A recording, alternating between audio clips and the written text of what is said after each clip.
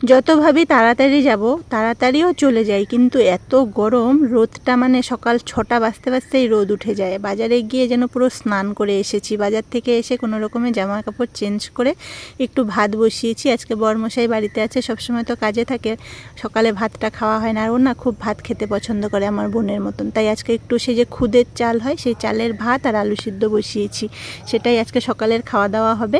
আর সবজি বাজার টাজার সব গুছিয়ে নিয়েছি, বেশি কিছু সবজি আনিনি, আজকে মাছটাই এনেছি, কেন আগের হাটে সবজি এনেছিলাম, সবজি এখনও খাওয়া হয়নি, আছে। তো এই ভাতটা দেখো নরম নরম করে করেছি আর ঝাল ঝাল করে আলু সিদ্ধ মাখছি। তো গরম গরম এটাই খাওয়া হবে, এটা খাওয়া হলে পেটটা ভারীও থাকবে আর অনেকক্ষণ মানে পরে রান্না করলেও হবে। আর অনেক কাজকর্ম আছে, সবজিগুলো গুছিয়ে নিয়েছি, আজকে বেশি সবজি আনিনি, কমই এনেছি, আলু পেঁয়াজ এনেছি আর মাছ নিয়ে এসেছি, রুই মাছ পুরো, হ্যাঁ 1300 মতন ওজনের রুই মাছ নিয়ে এসেছি। তো মাছটাই দরকার, কেন সবজিটা খুব বেশি আমাদের দরকার নয়, মাছটা দরকার। আর বরমশাইয়ের একটু বড় বড় মাছ না হলে আবার মাথা গরম হয়ে যায়।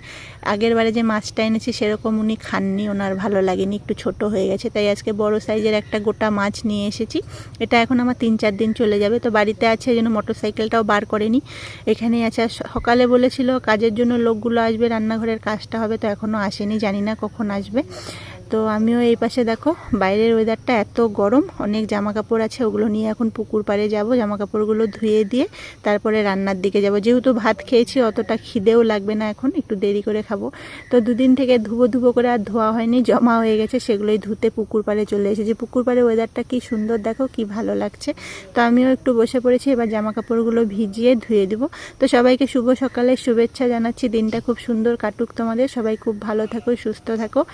আর এভাবে আমার ভিডিওগুলো দেখো, ভিডিওগুলো কেমন লাগছে কমেন্টসে জানিও। আর যে যেখান থেকে ভিডিও দেখছো সেটাও কমেন্টসে জানিও, তোমাদের ওখানে গরমটা কেমন।